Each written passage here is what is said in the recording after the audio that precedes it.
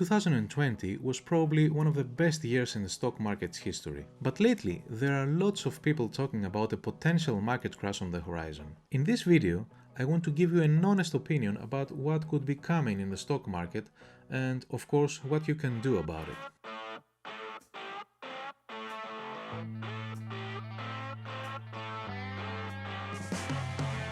It's true that 2020 was a roller coaster for the stock market.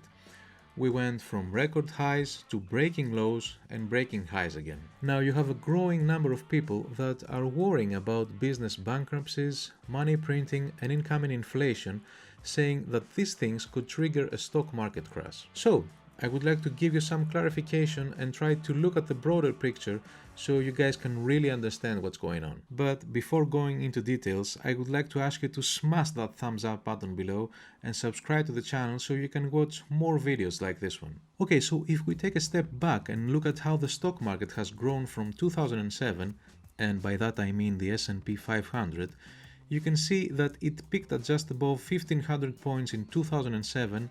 Then in 2008, as you all remember, the market crashed, and in 2009 it bottomed at around 680 points with almost a 50% drop. So after 2009 we had a recovery period up until late 2012 or early 2013, when it went back to its late 2007 highs of 1500 points. Now, from 2013 until 2019, the market just kept going up from 1500 points to higher levels every year because the economy kept growing as well. And during the following years, we had some corrections here and there, but the bullish run just kept going. Back in 2019 though, the economy started to slow down a bit.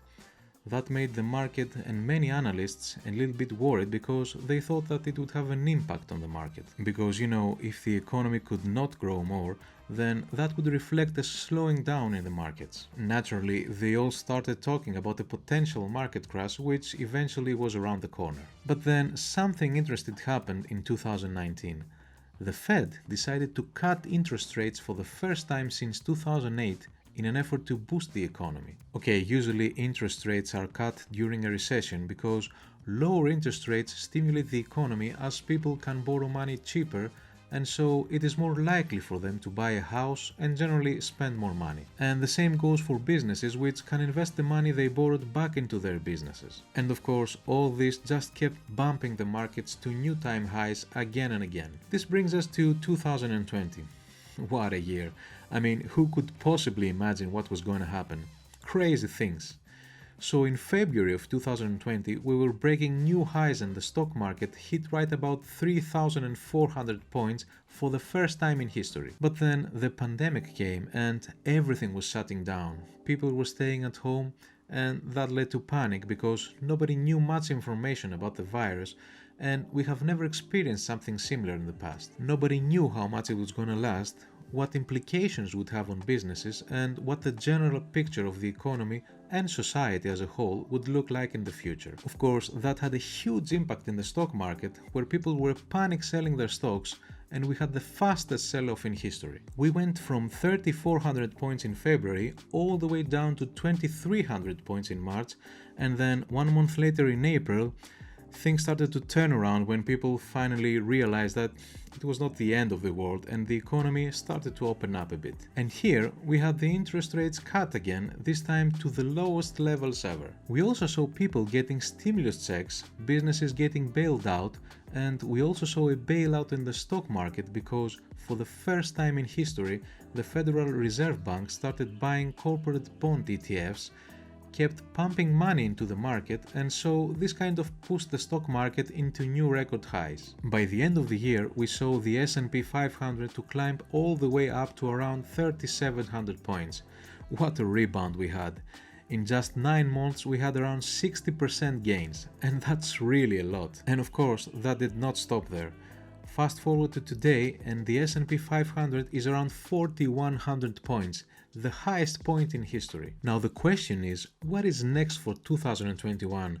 Since we're slowly coming back to normality, the businesses reopen, people get vaccinated and start going out again, and the stimulus checks are cutting off. Now, just so we're all on the same page, typically when we talk about a stock market crash, we're talking about a 20% drop of stocks highs.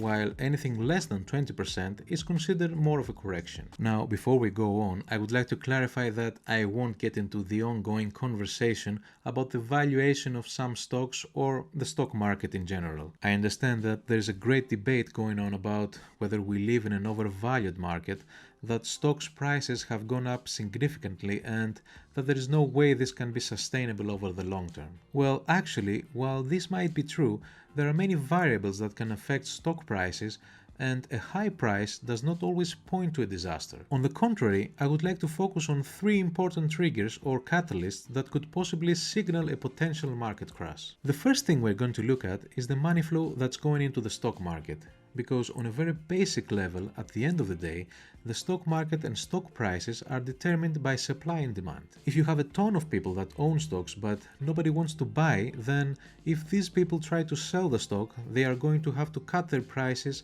and that is going to push the stock prices lower. So you have to look at the money supply that's going into the market and how much money is going out of the market to really kind of understand what's going on. So, let's see what is actually happening at the moment. In the first 4 months of 2021, investors have already poured more cash into ETFs tracking US stocks than they did in all of 2020.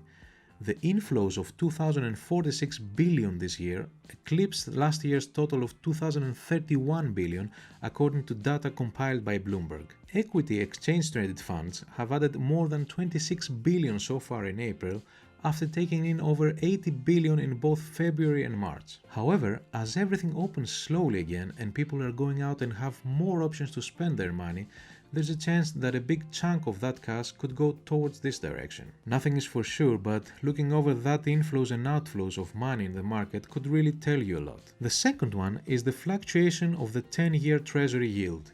The 10-year Treasury yield is closely watched as an indicator of broader investor confidence, because Treasury bills, notes and bonds carry the full backing of the US government and they are viewed as the safest investment. The 10-year is used as a proxy for many other important financial matters such as mortgage rates and other borrowing rates as well. This bond also tends to signal investor confidence, and when confidence is high, prices for the 10-year drop and yields rise. This is because investors feel they can find higher returning investments elsewhere and do not feel they need to play it safe. So when it goes up, that's not a good sign, as we saw recently, when the yield rose to 1.74% for the first time since January 2020 and the Nasdaq sank almost 1%. Especially for those high-growth tech stocks, a rapid increase could signal a lot of pain in the market. The last thing you want to pay attention to is the Consumer Price Index. The Consumer Price Index, or the CPI, is a measure that examines the weighted average of prices of a basket of consumer goods and services, such as transportation, food, and medical care. It is calculated by taking price changes for each item in the predetermined basket of goods and averaging them. Changes in the CPI are used to assess price changes associated with the cost of living. So why do you want to look at this metric? Because the CPI is one of the most frequently used statistics for identifying periods of inflation. Rising inflation has an insidious effect.